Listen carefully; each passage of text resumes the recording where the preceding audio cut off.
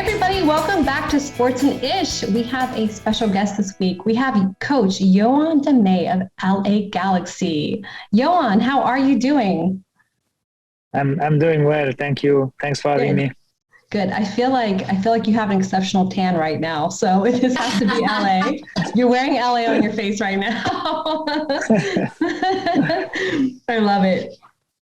So, yeah, by the way, it's snowing, or it snowed in Cincinnati. Yeah. So probably a little bit better weather over there in LA. Nice, much different for sure. Yeah, we know you're not missing this. I'm not. I think I've done my time with the snow in between Montreal and Cincinnati. The winter is getting better and better. I'm moving closer to the sun, so it's good. That's the way it should go.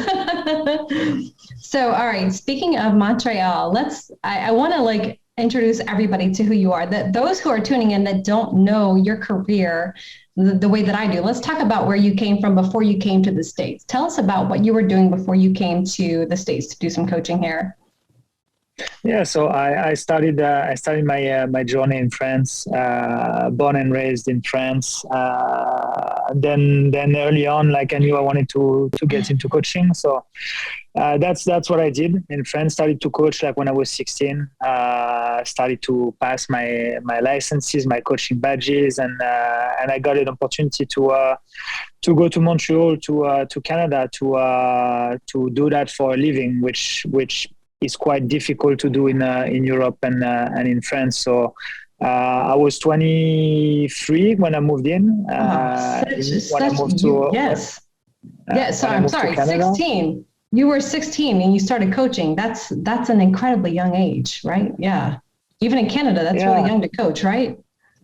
Yeah, so I was 23 when I moved to Canada. So that's actually my first full-time job in coaching. Before that, in France, it was more on a voluntary basis. So you're not living from that. You're not making any sort of money, or just to cover your travel expenses, and you do that more by passion than thinking it's gonna be your job. So I took that path thinking maybe one day I can do that for a living. Maybe one day I can embrace my passion even more. And I got fortunate to move first to Montreal, where I spent 3 years working with the academy over there, and then got fortunate enough to get that opportunity in Cincinnati.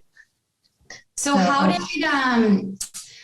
did your passion for soccer and coaching, being at as young as you were, was it growing up, you just kind of loved the sport, or what got you into? Because I know when I was 16, I definitely had no idea what I wanted to do. No, I was still playing at the time. I was playing, I was enjoying myself, but I was fortunate to meet some incredible coaches when I was younger that inspired me, and come to a point where your dream is either to become a player or to find something else to do. And because I met these coaches along the way, I knew that I wasn't good enough to be a player and to make a career out of it. So I wanted to stay involved in the sport and give back. So these guys inspired me. And when I was 16, I was you know what, I'm going to try myself, coaching youngsters and see if I can give back to them and inspire them. And I loved it right from the start. I enjoyed it. It became a passion. I grew a lot into it. I was really motivated by it. There is obviously two sides of it with the youngsters, which is, of course, the physical development, through the sport. But the biggest one is the education that you can provide to these kids. So these two aspects were really interesting to me. Then I did a bachelor in sports training at the university in France. Did my coaching badges, and I just I was just so passionate about it that I decided to pursue that path. And like I said, it's not easy to live from coaching, even more in France. So I took a chance by investing on myself and by just traveling and moving to Canada. So I left everything behind and took a gamble on myself, which now I can say like almost 10 years later that has paid off, but you never know. Like it's full of ups and downs, and that's what makes me the coach I am today and the person I am as well. Yeah, no, this is a great story though, because I'm one of the biggest I think professors of following your dream and following your passion and seeing where that leads you. And it's a big risk to take, and you took that risk, which is incredible. Of course, I met you in your years with FC Cincinnati. I think maybe year 1 or 2 with FC Cincinnati. Yeah. So tell us a little bit how you got to FC Cincinnati from that point of Montreal. Yeah, so along the way, you like I've always wanted to keep developing myself, to keep bettering myself. So I did my coaching badges in France, and when I moved to Canada, I wanted to do the same. So I wanted to expose myself to a different culture, a different way to educate coaches. So I did my badges all over again in Canada. And when you do these licenses, these badges, you meet people along the way. You meet coaches, you network a lot. And I met during that time Alan Koch, who became later on the head coach of FC Cincinnati, and was looking for an assistant coach at the time. So that's who brought me to the club. He gave me my chance. I gave me the opportunity to support him as an assistant coach and to move to the club. So for me, it was another big challenge in front of me, because like I was well settled in Montreal. I had everything. I built my life back over there. I had friends, I had family, because like I met my wife over there, and yeah, it was a big risk to move again and to move into an industry that is the same, but at the professional level that is very unstable. So there was no guarantee on the future, and there was no certainty of like where I would be like a year on, you know. So I decided to again follow my dream and think that opportunity came at that time for a reason, and I have no regrets that I took that opportunity. Yeah, absolutely. So you actually got to be here, in my opinion, and watch, I guess, some of the best growing years, the way that I would describe it, a growing season in soccer in the U.S., because you watched soccer's popularity in the U.S. grow with USL and then the MLS. You got to be a part of that. What was that like for you as well? Just knowing that it was becoming as popular in some cases as Major League Baseball or even, football. What was that like for you? That was definitely something interesting to me. Like when I grew up in France, for sure, like I knew it was starting slowly in North America, but you don't realize it until you come here. And the first time I actually came in North America was in 2009. So like I would say I have even more of the bigger picture of what it's become since then. Like since 2009, the first time I came to Canada, till now, like 2022. I'd say the sport has come a long way and like has developed a lot, enormously, like the past decade, I would say. So being a part of that now is something big. Like I take a lot of pride in it, like on a daily basis, like working with athletes, working with professional players, and it's just great to see like that new generation are inspired and want to play football. Like I know you call it soccer, but I still call it football. You can say football. What was the biggest differences between like France, Montreal, the United States? Like, what are some of the big differences that you saw and experienced? For me, for sure, like the transition from Montreal definitely helped, because it helped me understand better like the North American landscape, like whether the cultural aspect, whether it was like more like the professional aspect of it. The language was a big thing when I first moved to America. Misty can I'm sure can tell some stories about my French and my English. But yeah, the language was a big thing. And then of course, like you work with athletes, you work with people, and the people that actually play football in America are different than the people that play football in France. It touches different people. The access to sports in America is more expensive for the kids. So to play a full season of soccer is more expensive than it is in France. In France, might be like 80 euros for a season to play, like, let's say 11 months out of 12. Mm-hmm. And here in America, it must be like we're speaking about thousands in some of the clubs. So the population of people like playing the sports, playing football is very different. So like, of course, like in the way you're coaching, like you've got, it's very different, very different. So for me, it was eye-opening.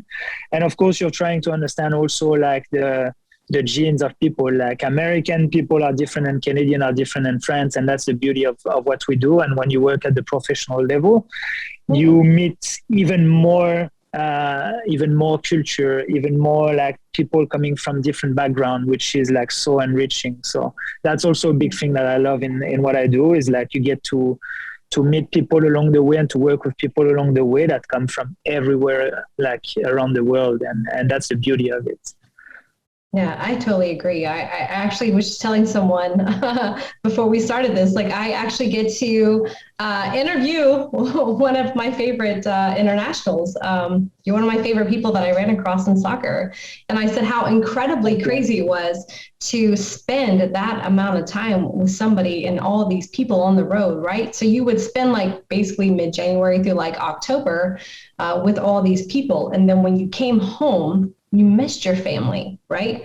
But you didn't know how to explain to your family what you just went through, right? You knew that your family loved you and they missed you too, but you didn't know how to tell your family, I miss everybody I just spent all this time with as well, right? You just had these incredible relationships and learned so much on every level from all these people that you just spent this most of the year with, right? It was just it was a different experience, spending all this time with international people, teaching you customs and different things that you had never been, I guess, projected to before, right? So I love soccer for that reason. I've worked in NFL for a long time now, but soccer, a whole different love, a whole different animal. And I love the people from soccer. It was just, those were amazing years for sure.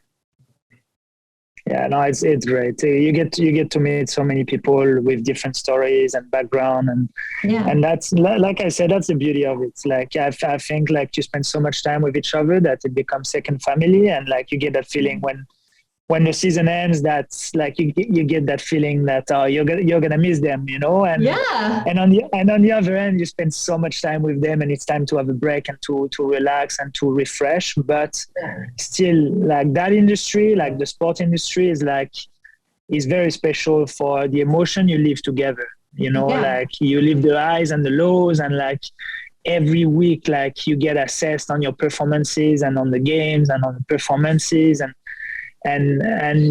it creates different type of emotions and feelings, and that's what connects people, and that's also a part that I really enjoy, like in the day to day and like season after season, is the bond you create with people around you. Yeah. So going back to the FC Cincinnati years, which is again where I met you, you were always so dialed in, like it was on your face every day, what you were thinking, what you were doing next, like everything that you were doing day in, day out, you were just dialed in. So let me ask you this. What were your favorite memories with FC Cincinnati? It's a tough question to be. I know. We like to have it's a tough question.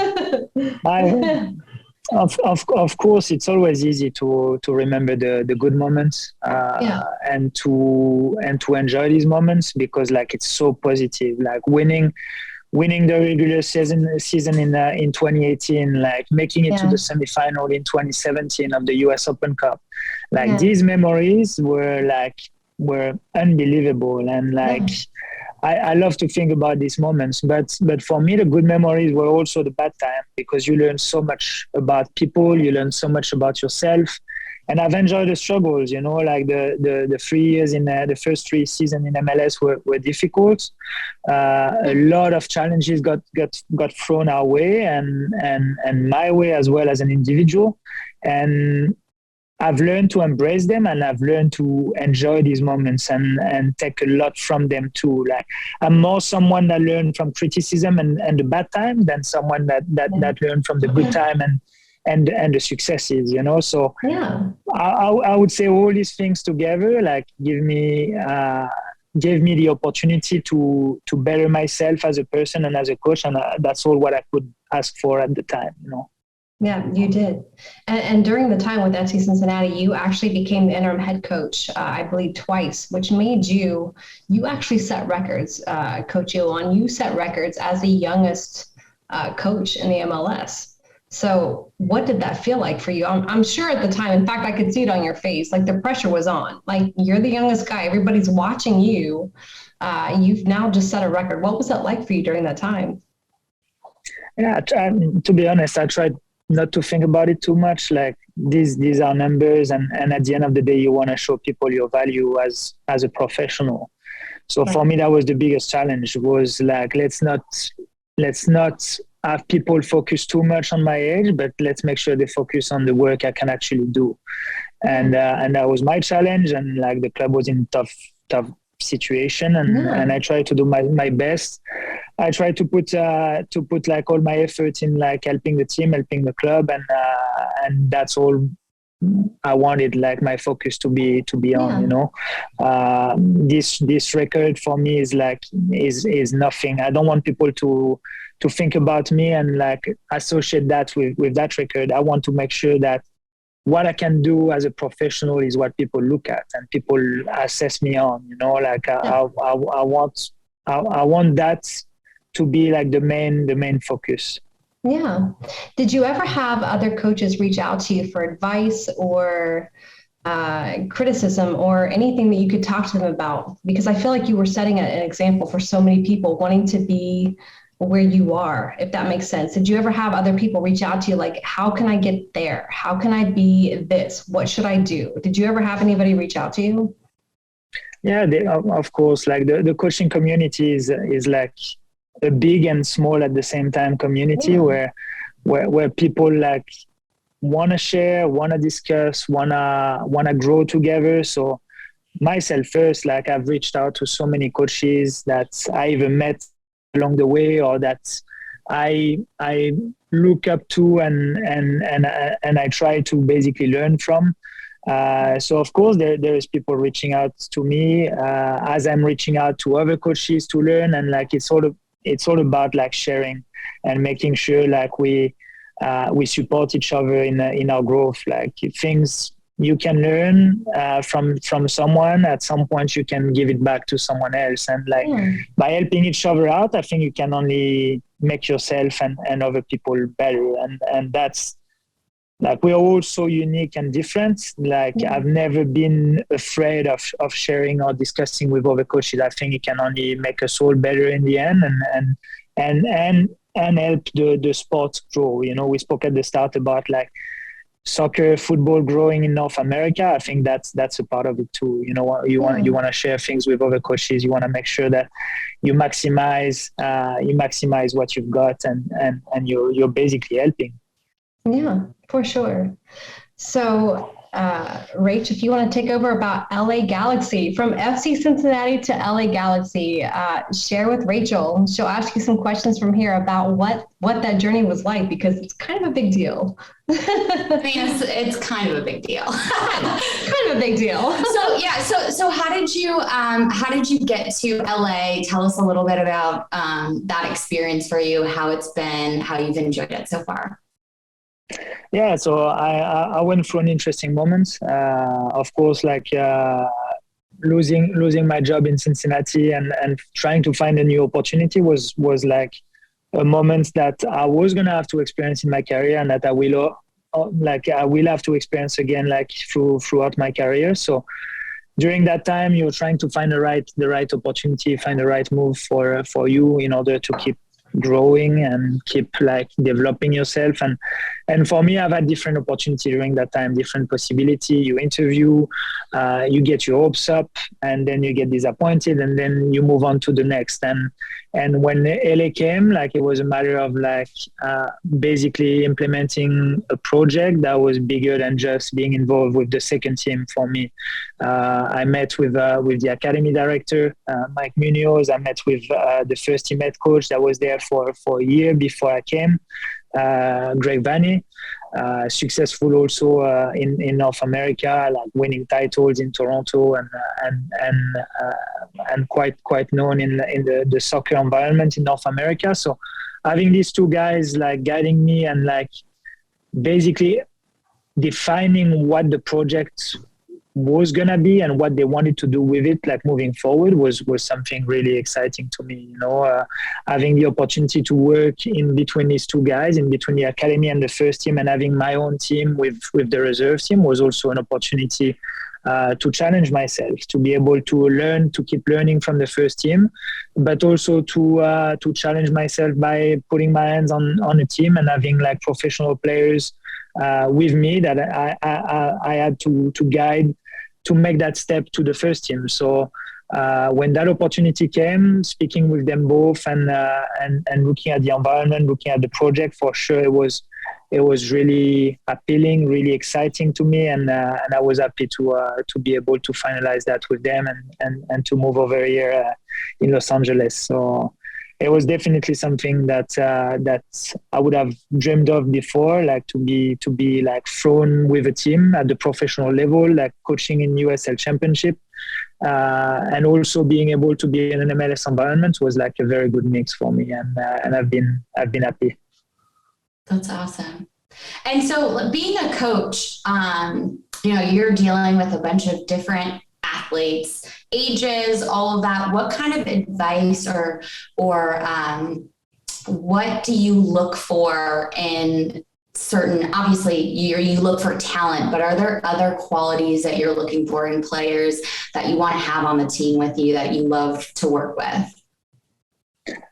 Of course, talent like is one thing, but the work ethic, the professionalism, the way the players approach the sport, approach like the playing side, and the way they invest on themselves is also like very, very important to me. At the end of the day, you cannot consider what you do as only like half of a day, like job, or it's just training, it's 2 hours and then I'm done. It's like 24/7 athletes. Like you gotta have that mentality where you're willing to make the sacrifices on the pitch, but you've got to be willing to make them also off the pitch, and it takes a lot from them. Yeah. It's every day.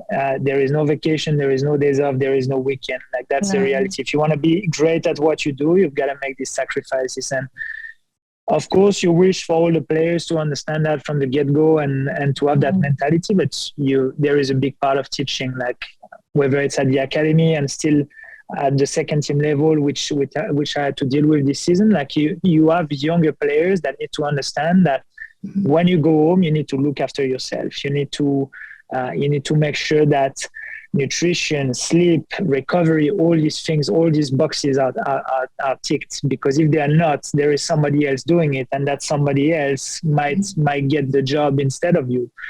Yeah. It might be nice and easy on paper to be like a professional athlete, but the reality is like the part of the iceberg that you see is only so small in comparison of the one that is under the water, and all the sweat and tears are the things that people don't see. And that's what you're trying to teach to all these younger players, that you've got to be willing to do that, to give that away if you want to achieve your dreams. And if you're not, then somebody else will do it, and you'll be the one saying, I had all the potential and the talent to do it, but I actually never fulfilled that potential. So you've got to try to find that in athletes, but I'm sure you can develop it as well to a certain point. And then when the player find it, it's about like maximizing their potential and making sure you're giving them the platform to express themselves to the fullest and to be actually who they can be, and that's why I'm quite big on the connection with players, because like we're working with human beings, and like these guys are not robots. They're not showing up on the pitch and just do what you tell them to do. They're also dealing with like life issues, struggles, like families, and you've got to take that in consideration. And to get the most out of these guys, you got to have a broader understanding of who they are as a human being. So that is the coach, Yoann, that I remember. You were always so dialed in. Literally, your brain didn't stop turning. Even when everybody else was like trying to take some downtime, you could see you sitting at the edge somewhere, off to yourself in deep thought. Like you were always thinking, how can I make this better for them? How can I make this better for all of us? What can I do to enhance this and have a great season for all of us? That was always you. You're a great coach. You're a great coach. Thanks, Misty. You've well earned every position that you've climbed toward. And I just want you to know that I think you should be a role model for so many. And if they don't know yet, they should. And you're going to be like, you're on the LA Galaxy first team now, this next coming season, correct? Yeah, I moved full time with the first team like in the summer. So I've been involved with the first team like for the past 2 months of the season and moving forward. Yeah. It's wonderful. So I know we're running low on time, so we're just going to be quick. I just want to know right quickly, as a coach, what is your favorite soccer memory? Just one. Just name one. Oh, man. Just one. She's not making it easy on you, okay? Just the one favorite soccer memory as a coach. No, I will give a simple one because that's what gave me the love and the passion for what I do today. And it's before 1998, the World Cup in France, and I actually never really kicked the ball or never really watched games, or I wasn't really interested. And in 1998, like the World Cup was in my country in France.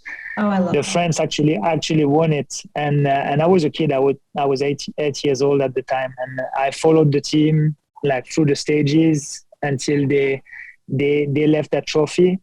And that made me realize the emotions that you can live through sports in general. And that's what made me fall in love with football. And that's where it all started for me. So if I had one memory to give you, that would be this one. But of course there are so many, you know. So many. I hope you're keeping a journal, because at some point, again, you're gonna be, I just feel like you of all people are just going to be talking to younger coaches worldwide and saying, listen, steps 1, 2, 3, and here are my best memories. I feel like I know you're keeping a journal because that's you, but that'll be you.